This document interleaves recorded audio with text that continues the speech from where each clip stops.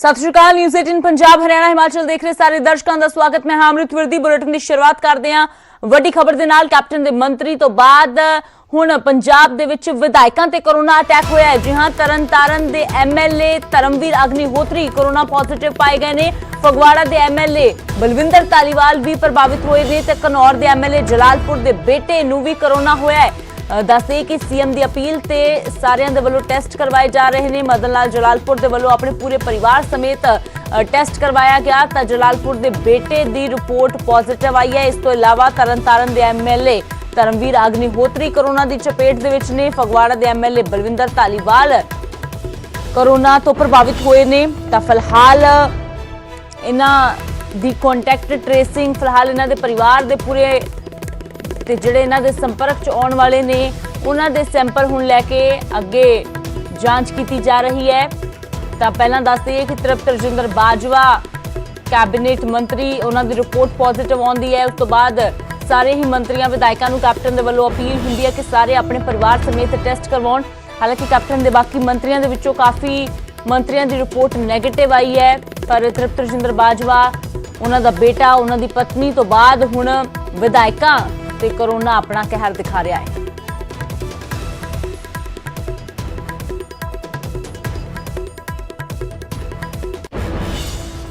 गल करते अमृतसर के गुरु नानक देव हस्पताल की, जिसकी वड्डी लापरवाही सामने आई है। इत्थे 2 कोरोना मरीजों की मौत तो बाद लाशां की अदला बदली कर दी गई। मुकेरिया च किसी दूजे की लाश पहुंची, जिस तो बाद हंगामा हो गया। गुरदासपुर अते मुकेरिया दे 2 मृतकों दी लाशां आपस में बदल दित्तियां गईयां। हालांकि लापरवाही वरतन वाले स्टाफ नूं सस्पेंड कर दिता गया है ते मामले की जांच के लिए 2 मैंबरी कमेटी का गठन भी कर दिता गया है। पर एक बार फिर तो अमृतसर का गुरु नानक देव हस्पताल सुर्खियां दे विच है, जिहड़ा अक्सर किसी न किसी कारण चाहे फिर वो सेहत सहूलतां की गल होवे या मरीजों दी शिकायतां नूं लैके यह हस्पताल चर्चा दे विच रहिंदा है। तो हुण एक बार फिर तो यह हस्पताल चर्चा दे विच है। लापरवाही वड्डी सामने आई है। 2 कोरोना मरीजों की मौत तो बाद उन्हां दियां लाशां दी अदला बदली कर दी गई। मुकेरिया अते गुरदासपुर इत्थों दे 2 मृतक जिन्हां दियां लाशां आपस दे विच बदल दित्तियां गईयां ते जदों मुकेरिया दे विच किसी दूजे दी लाश पहुंची तो उत्थे हंगामा हो गया।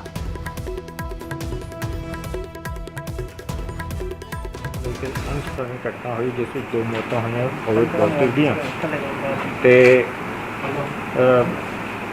उहदे विच थोड़ी जी गलती साडे स्टाफ वालों हुई है, जिहदे करके कुछ औकड़ां दा सामना करना पिया। उहदे वास्ते असी प्रीलिमिनरी इनक्वायरी दे बेस पे जिहड़े साडे मुलाजम सी उन्हां नूं सस्पेंड कीता ते टुकनी कार्रवाई वास्ते सी हायर अथॉरिटीज़ नूं। तो फिलहाल हस्पताल प्रशासन के वलों कार्रवाई करदियां लापरवाही बरतन वाले स्टाफ नूं सस्पेंड कर दिता गया है। अगली खबर का रुख करते हैं। कोरोना के इलाज ते रेट तय करन ते सीएम कैप्टन का वड्डा बयान। सीएम ने सरकार वालों रेट तय करन नूं जायज दस्सिया है। कहा निजी हस्पतालों च रेट काफ़ी घट किए गए हैं। निजी हस्पतालों च पहला 50 तो 60 हज़ार तक वसूले जा रहे थे, जिहड़े सरकार ने 8 तो 18 हज़ार तक तय कर दिते ने। दस दिए कि सरकार ने निजी हस्पतालों की मनमानी दी शिकायतां लगातार जिहड़ियां सामने आ रही सी, उस तो बाद रेट फिक्स कर दिते ने निजी हस्पतालों के, जिसनूं कैप्टन अमरिंदर सिंह दे वल्लों एक जायज़ फैसला दस्सिया गया है।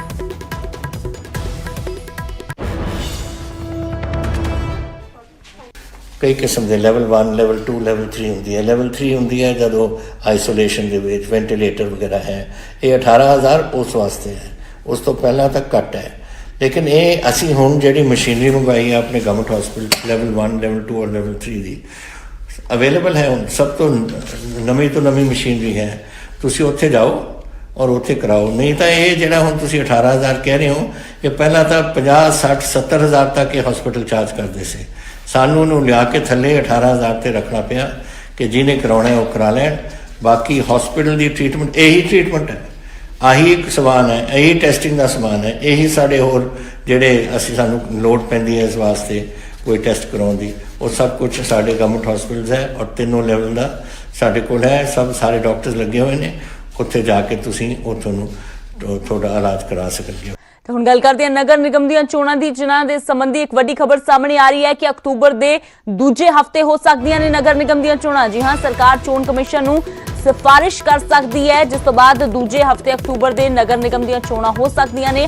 ਹਾਲਾਂਕਿ ਫਾਈਨਲ ਫੈਸਲਾ ਕੋਰੋਨਾ ਦੀ ਸਥਿਤੀ ਦੇ ਮੁਤਾਬਕ ਲਿਆ ਜਾਵੇਗਾ। ਪਹਿਲਾਂ ਸਤੰਬਰ ਦੇ ਮਹੀਨੇ ਦੇ ਵਿੱਚ ਚੋਣਾਂ ਹੋਣੀਆਂ ਸੀ, ਪਰ ਮੁੱਖ ਮੰਤਰੀ ਸਤੰਬਰ 'ਚ ਕੋਰੋਨਾ ਦੇ ਪੀਕ ਤੇ ਹੋਣ ਦੀ ਗੱਲ ਕਹਿ ਚੁੱਕੇ ਨੇ, ਜਿਸ ਲਈ ਅਕਤੂਬਰ ਦੇ ਵਿੱਚ ਨਗਰ ਨਿਗਮ ਦੀਆਂ ਚੋਣਾਂ ਹੋਣ ਦੀ ਸਿਫਾਰਿਸ਼ ਕੀਤੀ ਜਾ ਸਕਦੀ ਹੈ। ਹਾਲਾਂਕਿ ਆਖਰੀ ਫੈਸਲਾ ਸਥਿਤੀ ਦੇ ਮੁਤਾਬਕ ਲਿਆ ਜਾਵੇਗਾ ਕਿ ਕੋਰੋਨਾ ਨੂੰ ਲੈ ਕੇ ਹਾਲਾਤ ਕਿਸ ਤਰ੍ਹਾਂ ਦੇ ਨੇ, ਉਸੇ ਮੁਤਾਬਕ ਫੈਸਲਾ ਲਿਆ ਜਾਵੇਗਾ।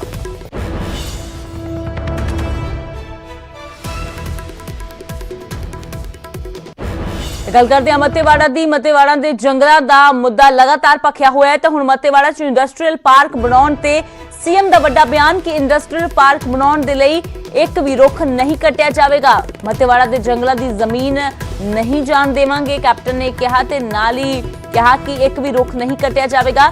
ਦੱਸਦੇ ਕਿ 956 ਏਕੜ ਜ਼ਮੀਨ ਤੇ ਇੰਡਸਟਰੀਅਲ ਪਾਰਕ ਬਣਾਇਆ ਜਾਣਾ ਹੈ।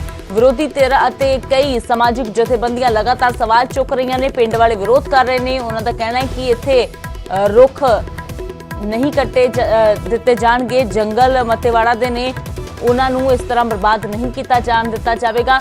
ਇਸ ਮਾਮਲੇ ਤੇ ਜਿੱਥੇ ਲਗਾਤਾਰ ਸਿਆਸਤ ਭਖੀ ਹੋਈ ਹੈ, ਉੱਥੇ ਹੀ ਕੈਪਟਨ ਅਮਰਿੰਦਰ ਸਿੰਘ ਨੇ ਸਾਫ਼ ਕਰ ਦਿੱਤਾ ਹੈ ਕਿ ਇੱਕ ਵੀ ਰੁੱਖ ਨਹੀਂ ਵੱਢਿਆ ਜਾਵੇਗਾ।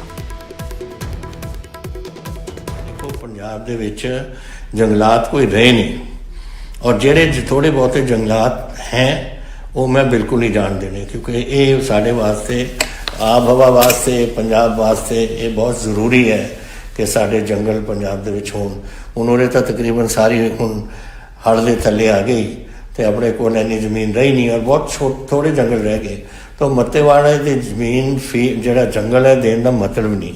ਇਹ ਜਿਹੜੀ 956 ਏਕੜ ਜ਼ਮੀਨ ਹੈ, ਉਹਦੇ ਵਿੱਚੋਂ ਕੁਛ ਹੈ ਐਨੀਮਲ ਹਸਬੈਂਡਰੀ ਮਹਿਕਮੇ ਦੀ, ਕੁਛ ਹਾਰਟੀਕਲਚਰ ਡਿਪਾਰਟਮੈਂਟ ਦੀ ਜਿੱਥੇ ਸਬਜ਼ੀਆਂ ਵਗੈਰਾ ਜਾਂ ਕੋਈ ਇਸਤੇਮਾਲ ਨਹੀਂ ਹੋ ਰਹੀ, ਕੁਛ ਗ੍ਰਾਮ ਪੰਚਾਇਤ ਸੇਖੋਵਾਲ ਦੀ, ਕੁਛ ਆਲੂ ਦੇ ਇੱਕ ਸੀਡ ਫਾਰਮ ਸੀ ਸਰਕਾਰ ਦਾ ਆਲੂ ਦੇ ਬੀਜ ਬਣਾਉਣ ਵਾਸਤੇ, ਉਹਦੀ 27 ਕਿੱਲੇ ਉੱਥੇ, ਔਰ ਗ੍ਰਾਮ ਪੰਚਾਇਤ ਸਵਾਲ ਕਿਆਣਾ ਇਹਦਾ ਹੈ 20 ਏਕੜ ਜ਼ਮੀਨ।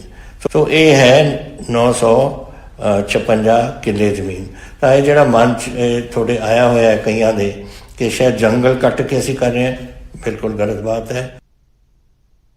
तो हुण तुहानूं समझाउने कि आखिरकार ये पूरा विवाद की है। दरअसल सरकार दी लुधियाना दे मत्तेवाड़ा च इंडस्ट्री पार्क बनाउण दी योजना है। इस तो पहला की कार्रवाई शुरू हुंदी किसानां ने सरकार खिलाफ मोर्चा खोल दिता, सरकार ते जंगलां नूं उजाड़न दे इल्जाम लगाए ने। पूरा मामला की है, देखो इस रिपोर्ट दे राहीं। किसान विरोधी सरकार ਇਹ ਗੁੱਸਾ, ਇਹ ਹੰਗਾਮਾ, ਲੋਕਾਂ ਦਾ ਇਹ ਪ੍ਰਦਰਸ਼ਨ ਪੰਜਾਬ ਸਰਕਾਰ ਦੇ ਖਿਲਾਫ ਹੈ। ਤਸਵੀਰਾਂ ਲੁਧਿਆਣਾ ਦੇ ਪਿੰਡ ਸੇਖੋਵਾਲ ਦੀਆਂ ਨੇ, ਜਿੱਥੇ ਕਿਸਾਨਾਂ ਦਾ ਗੁੱਸਾ ਸਰਕਾਰ ਤੇ ਫੁੱਟਿਆ। ਸਰਕਾਰ ਨੇ ਮੱਤੇਵਾਲ ਦੇ ਜੰਗਲਾਂ ਦੇ ਵਿੱਚ ਇੰਡਸਟਰੀ ਪਾਰਕ ਬਣਾਉਣ ਦਾ ਫੈਸਲਾ ਕੀਤਾ ਹੈ। ਇਸ ਦੇ ਲਈ 1000 ਏਕੜ ਜ਼ਮੀਨ ਅਕਵਾਇਰ ਕਰਨ ਤੇ ਨੇੜਲੇ ਪਿੰਡਾਂ ਦੀ ਪੰਚਾਇਤੀ ਜ਼ਮੀਨ ਲੈਣ ਦੀ ਤਿਆਰੀ ਹੈ, ਜਿਸ ਦੇ ਸਹਾਰੇ ਇਹਨਾਂ ਲੋਕਾਂ ਦੇ ਚੁੱਲ੍ਹੇ ਜਲਦੇ ਨੇ। ਇਸ ਲਈ ਕਿਸਾਨਾਂ ਨੇ ਸਰਕਾਰ ਦੇ ਖਿਲਾਫ ਮੋਰਚਾ ਖੋਲ੍ਹ ਦਿੱਤਾ। ਸਾਨੂੰ ਆ ਰਹੀ ਜੀ, ਸਾਨੂੰ ਸਰਕਾਰ ਦਾ ਪਤਾ ਲੱਗਿਆ ਵੀ ਇਹ ਜ਼ਮੀਨ ਅਕਵਾਇਰ ਕਰ ਰਹੀ ਆ ਤੇ ਹਾਂਜੀ, ਸਾਨੂੰ ਸਭ ਤੋਂ ਵੱਡੀ ਦਿੱਕਤ ਹੈ ਜ਼ਮੀਨ ਦੇ ਸਿਰ ਤੇ ਅਸੀਂ ਹੈਗੇ ਆ ਜੀ। ਅਸੀਂ ਬਹੁਤ ਮੁਸ਼ਕਲ ਨਾਲ, ਇਹ ਸਾਡੇ ਬਜ਼ੁਰਗਾਂ ਨੇ ਬੜੀ ਮੁਸ਼ਕਲ ਨਾਲ ਇਹ ਜ਼ਮੀਨ ਆਬਾਦ ਕੀਤੀ। ਫਿਰ ਅਸੀਂ ਕੇਸ ਲੜਿਆ 30 ਤੋਂ 35 ਸਾਲ ਅਸੀਂ ਕੇਸ ਲੜ ਕੇ ਫਿਰ ਸੁਪਰੀਮ ਸ਼ੁਰੂ ਤੋਂ ਲੈ ਕੇ DDPO ਤੋਂ ਲੈ ਕੇ ਅਸੀਂ ਸੁਪਰੀਮ ਕੋਰਟ ਤੱਕ ਗਏ। ਸੁਪਰੀਮ ਕੋਰਟ ਤੱਕ ਵੀ ਜੇਤ ਪ੍ਰਾਪਤ ਕੀਤੀ ਅਸੀਂ। ਉਸ ਤੋਂ ਬਾਅਦ ਅਸੀਂ ਹਾਈ ਕੋਰਟ ਦੇ ਵਿੱਚੋਂ ਕੇਸ ਜਿੱਤ ਕੇ ਅਸੀਂ ਇਹ ਜ਼ਮੀਨ ਵਾਹੁਣ ਦੇ ਉਪਯੋਗ ਬਣਾਈ। ਸਾਨੂੰ ਇਹ 5 ਸਾਲ ਹੋ ਗਏ ਸਾਨੂੰ ਜ਼ਮੀਨ ਵਾਹੁੰਦਿਆਂ ਨੂੰ, ਤੇ ਹੁਣ ਸਰਕਾਰ ਨੇ ਇਹ ਵਿੱਚੋਂ ਇਹ ਕੱਢ ਦਿੱਤਾ ਜੀ ਕਿ ਅਸੀਂ ਜੀ ਇਹ ਅਕਵਾਇਰ ਕਰਨੀ ਆ। ਸਰਕਾਰ ਦੇ ਖਿਲਾਫ ਮੋਰਚਾ ਖੁੱਲੇ ਤਾਂ ਵਿਰੋਧੀ ਧਿਰਾਂ ਦੇ ਵੀ ਡੋਲੇ ਫੜਕਦੇ ਨੇ। ਜਦੋਂ ਮੌਕਾ ਮਿਲਿਆ ਸਰਕਾਰ ਨੂੰ ਘੇਰਨ ਦਾ ਤਾਂ ਵਾਰੋ-ਵਾਰੀ ਸਿਆਸਤਦਾਨਾਂ ਨੇ ਮੋਰਚਾ ਸੰਭਾਲ ਲਿਆ। ਆਮ ਆਦਮੀ ਪਾਰਟੀ ਤੇ ਲੋਕ ਇਨਸਾਫ ਪਾਰਟੀ ਨੇ ਤਾਂ ਪੰਜਾਬ ਸਰਕਾਰ ਤੇ ਪੰਚਾਇਤੀ ਜ਼ਮੀਨਾਂ ਹੜੱਪਣ ਦੀ ਕੋਸ਼ਿਸ਼ ਦੇ ਇਲਜ਼ਾਮ ਤੱਕ ਮੜ ਦਿੱਤੇ। ਇਹ ਸਾਰੇ ਪੰਚਾਇਤੀ ਜ਼ਮੀਨ ਆ। ਪੰਚਾਇਤੀ ਜ਼ਮੀਨ ਦੇ ਵਿੱਚੋਂ ਇਹਨਾਂ ਨੂੰ ਇਹ ਮਿਲਿਆ ਸੀ ਵੀ ਇੰਨੀ ਖੇਤੀ ਕਰ ਲਓ, ਤੁਸੀਂ ਇਹਦੇ ਵਿੱਚੋਂ ਆਪਣੇ ਬੱਚਿਆਂ ਦਾ ਪਾਲਣ ਪੋਸ਼ਣ ਕਰ ਲਓ। ਪਰ ਸਰਕਾਰ ਨੇ ਪਿੱਛੇ ਜੇ ਡੀਸੀ ਸਾਹਿਬ ਨੂੰ ਬੁਲਾ ਕੇ, ਡੀਸੀ ਸਾਹਿਬ ਨੇ ਇਹਨਾਂ ਮੈਨੂੰ ਬੁਲਾ ਕੇ ਮਤੇ ਤੇ ਸਾਈਨ ਕਰਾਤੇ, ਜਿਹੜਾ ਪੂਰਾ ਲੋਕ ਵਿਰੋਧੀ ਆ। ਘਰ ਘਰ ਰੋਜ਼ਗਾਰ ਦੇਣ ਲਈ ਸਰਕਾਰ ਘਰ ਘਰ ਬੇਰੁਜ਼ਗਾਰ ਪੈਦਾ ਕਰਨ ਜਾ ਰਹੀ ਹੈ। ਮੇਰੀ ਤੁਹਾਡੇ ਚੈਨਲਾਂ ਦੇ ਜਰੀਏ ਐਡਮਿਨਿਸਟ੍ਰੇਸ਼ਨ ਤੇ ਸਰਕਾਰ ਨੂੰ ਇਹ ਚੇਤਾਵਨੀ ਆ, ਬੰਦੇ ਬਣ ਜਾਓ, ਕੋਈ ਬੋਲੀ ਕਰਨ ਨਾ ਆਇਓ ਇੱਥੇ। ਜਿੱਦਾਂ ਪਿਛਲੇ ਪਿੰਡਾਂ ਦੇ ਵਿੱਚ ਤੁਹਾਡੀ ਦੌੜ ਲਵਾਈ ਲੋਕਾਂ ਨੇ, ਇੱਥੇ ਵੀ ਦੌੜ ਹੀ ਲੱਗਣੀ ਆ। ਸੋ ਅਸੀਂ ਚੇਤਾਵਨੀ ਦਿੰਦੇ ਆ ਐਡਮਿਨਿਸਟ੍ਰੇਸ਼ਨ ਐਂਡ ਗਵਰਨਮੈਂਟ ਨੂੰ ਵੀ ਕਿਰਪਾ ਕਰਕੇ ਇਹ ਕਦਮ ਨਾ ਚੁੱਕਿਓ, ਇਹ ਤੁਹਾਡਾ ਚੱਕਿਆ ਹੋਇਆ ਕਦਮ ਨਿਸਫਲ ਆ। ਮੱਤੇਵਾਲ ਦੇ ਜੰਗਲਾਂ ਦੇ ਵਿੱਚ ਇੰਡਸਟਰੀ ਪਾਰਕ ਬਣਦਾ ਹੈ ਜਾਂ ਨਹੀਂ ਇਹ ਤਾਂ ਪਤਾ ਨਹੀਂ, ਪਰ ਪਾਰਕ ਬਣਾਉਣ ਦੇ ਫੈਸਲੇ ਨਾਲ ਹੀ ਸਰਕਾਰ ਸਵਾਲਾਂ 'ਚ ਘਿਰ ਗਈ ਹੈ ਤੇ ਲਗਾਤਾਰ ਵਿਰੋਧ ਪ੍ਰਦਰਸ਼ਨ ਹੋ ਰਹੇ ਨੇ। ਲੁਧਿਆਣਾ ਤੋਂ ਰੋਹਿਤ ਗੌੜ, ਨਿਊਜ਼ 18 ਪੰਜਾਬ। ਤਾਂ ਹੁਣ ਗੱਲ ਕਰਦੇ ਹਾਂ ਮੌਸਮ ਦੇ ਮਿਜਾਜ਼ ਦੀ, ਜਿਹੜਾ ਬਦਲਣ ਜਾ ਰਿਹਾ ਹੈ। ਪੰਜਾਬ 'ਚ ਅੱਜ ਤੋਂ ਭਾਰੀ ਬਰਸਾਤ ਦੀ ਚੇਤਾਵਨੀ ਹੈ। ਜੀ ਹਾਂ, ਮੌਸਮ ਵਿਭਾਗ ਨੇ ਔਰੇਂਜ ਅਲਰਟ ਜਾਰੀ ਕਰ ਦਿੱਤਾ ਹੈ। ਤਾਂ ਹੁਣ ਬਰਸਾਤ ਦੇ ਨਾਲ ਤੇਜ਼ ਤੂਫਾਨ ਦੀ ਵੀ ਚੇਤਾਵਨੀ ਦਿੱਤੀ ਗਈ ਹੈ। 3 ਦਿਨਾਂ ਤੱਕ ਮੌਸਮ ਖਰਾਬ ਰਹਿਣ ਦਾ ਅਨੁਮਾਨ ਲਗਾਇਆ ਜਾ ਰਿਹਾ ਹੈ। 21 ਜੁਲਾਈ ਤੋਂ ਬਾਅਦ ਆਮ ਵਰਗਾ ਹੋਵੇਗਾ ਮੌਸਮ। ਤਾਂ ਪੰਜਾਬ ਦੇ ਵਿੱਚ ਅੱਜ ਤੋਂ ਭਾਰੀ ਮੀਂਹ ਦੀ ਚੇਤਾਵਨੀ ਹੈ। ਮੌਸਮ ਵਿਭਾਗ ਨੇ ਔਰੇਂਜ ਅਲਰਟ ਜਾਰੀ ਕਰ ਦਿੱਤਾ ਹੈ। ਤੇ ਸਿਰਫ ਮੀਂਹ ਹੀ ਨਹੀਂ, ਤੂਫਾਨ ਵੀ ਆਵੇਗਾ। ਭਾਰੀ ਤੂਫਾਨ ਦੀ ਵੀ ਚੇਤਾਵਨੀ ਹੈ। 3 ਦਿਨਾਂ ਤੱਕ ਮੌਸਮ ਖਰਾਬ ਰਹਿਣ ਦਾ ਅਨੁਮਾਨ ਹੈ।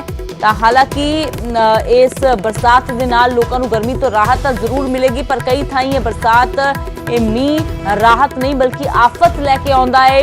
ਤਸਵੀਰਾਂ ਪਿਛਲੇ ਦਿਨਾਂ ਵੀ ਅਸੀਂ ਆਪਣੇ ਦਰਸ਼ਕਾਂ ਨੂੰ ਦਿਖਾਈਆਂ ਕਿ ਕਿਸ ਤਰ੍ਹਾਂ ਕਈ ਪਿੰਡਾਂ ਦੇ ਵਿੱਚ ਸੜਕਾਂ ਪੂਰੀ ਤਰ੍ਹਾਂ ਅੰਦਰ ਧੱਸ ਗਈਆਂ। ਨਵੀਆਂ ਬੜੀਆਂ ਸੜਕਾਂ ਦਾ ਹੀ ਹਾਲ ਇਸ ਤਰ੍ਹਾਂ ਹੋ ਗਿਆ ਕਿ ਉਹ ਪੂਰੀ ਤਰ੍ਹਾਂ ਧੱਸ ਗਈਆਂ। ਇਸ ਤੋਂ ਇਲਾਵਾ ਕੱਚੇ ਪੱਕੇ ਘਰ ਨੇ ਜਿਹੜੇ, ਉਹਨਾਂ ਦੇ ਵਿੱਚ ਕਈ ਥਾਈਂ ਨੁਕਸਾਨ ਹੋਇਆ। ਤੂਫਾਨ ਆਉਣ ਦੇ ਨਾਲ ਕਈ ਥਾਵਾਂ ਤੇ ਛੱਤਾਂ ਡਿੱਗੀਆਂ, ਮੌਤਾਂ ਹੋਈਆਂ ਪਿਛਲੇ ਦਿਨਾਂ ਦੇ ਵਿੱਚ। ਤਾਂ ਹੁਣ ਫਿਰ ਅਗਲੇ 3 ਦਿਨ ਤੱਕ ਭਾਰੀ ਮੀਂਹ ਅਤੇ ਤੂਫਾਨ ਦੀ ਚੇਤਾਵਨੀ ਹੈ।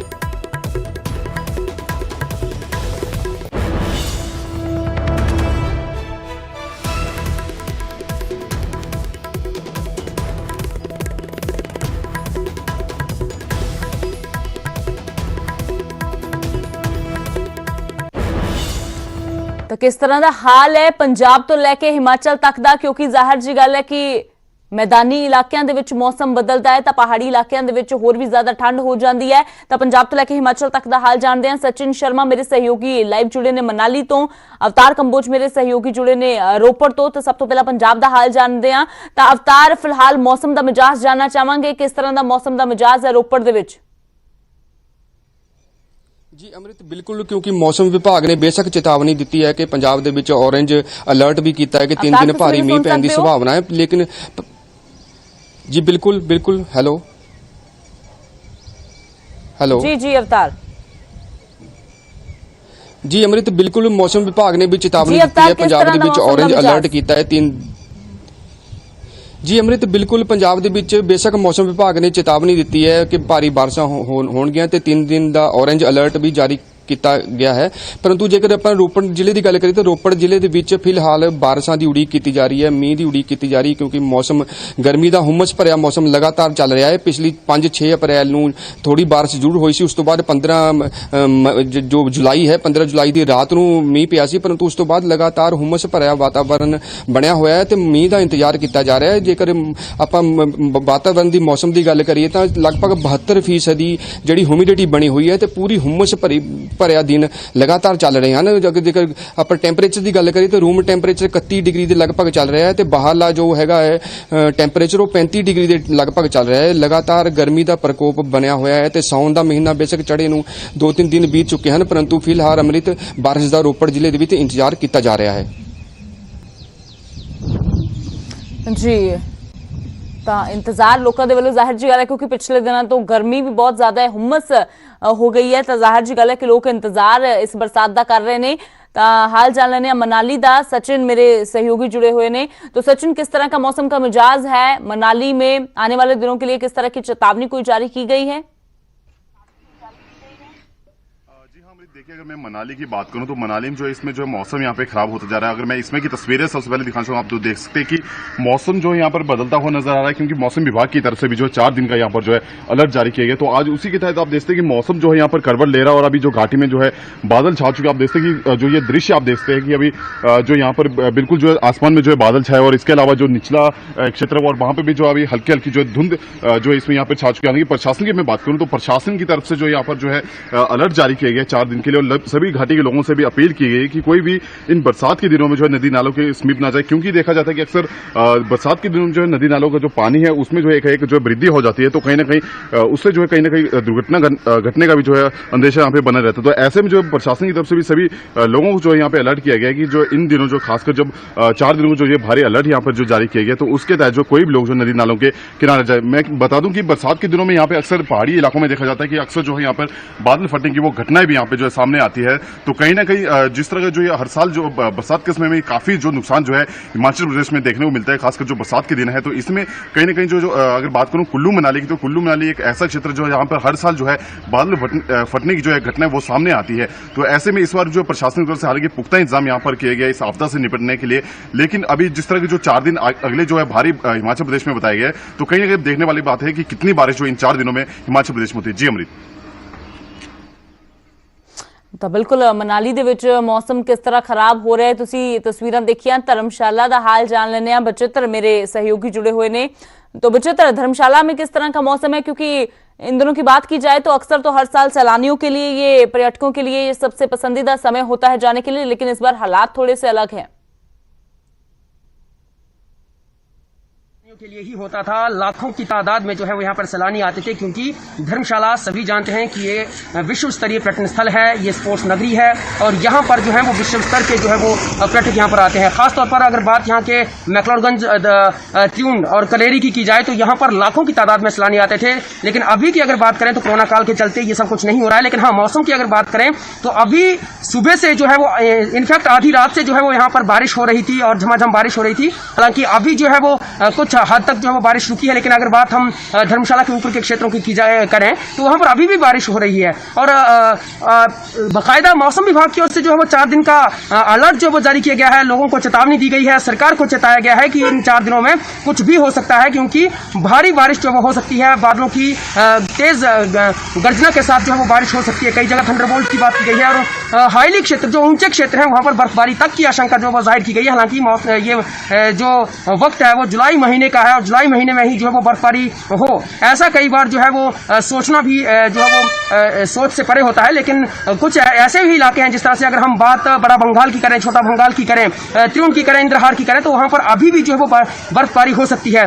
अगर हम बात यहाँ की धौलीधार की करें तो ये 12 महीने जो है वो यहाँ पर बर्फ जो है वो बर्फ से लदी रहती है। ये सैलानियों के आकर्षण का केंद्र हमेशा से रहती है और अभी भी कुछ ऐसी ही उम्मीद की जा रही है कि जिस तरह से 4 दिन का जो अलर्ट जारी किया गया, हो सकता है कि इसमें भी बर्फबारी हो और एक बार फिर से जो है धौलीधार जो है वो बर्फ की सफेद चादर होगी।